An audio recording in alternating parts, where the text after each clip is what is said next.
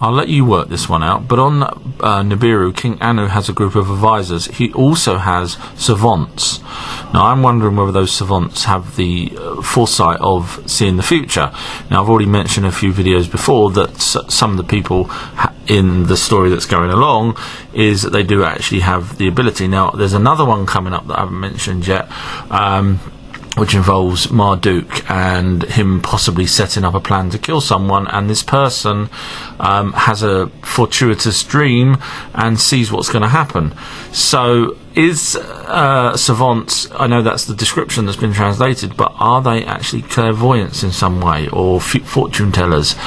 So that makes an interesting thing to think, that if they've got that ability, why have we been dumbed down, fluoride in water, etc.? Insert your own genetically modified thoughts on that.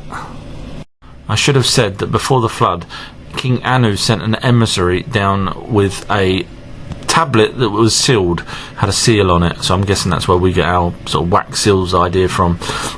Anyway, he gave it to Enlil on Earth. Enlil opened it and immediately summoned Enki and Nimna, who was actually called Ninshirag. Yes, they changed their names. So the brother and sister, all three of them were there, and the tablet read out that there's going to be an impending flood because of Nibiru.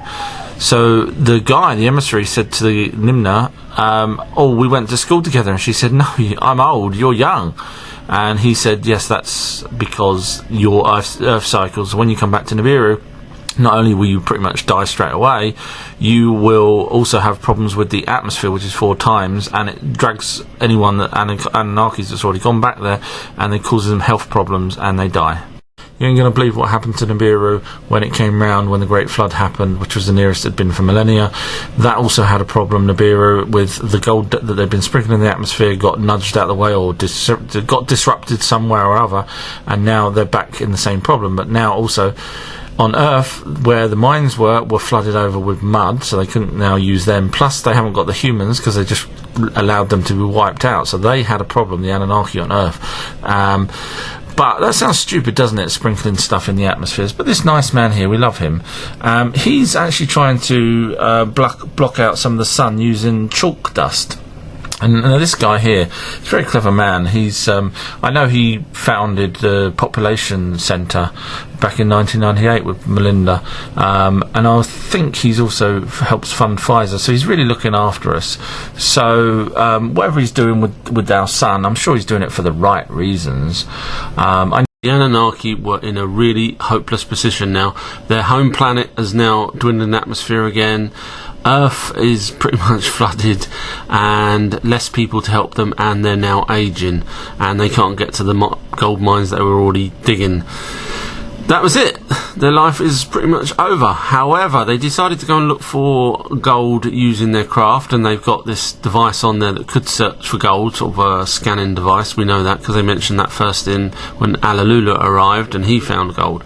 So they went looking and they came across this mountain that half of it had been literally obliterated because of the flood or the tsunami. And lo and behold, there were gold nuggets, large gold nuggets, which means they didn't need to actually have to refine or take them out of ore.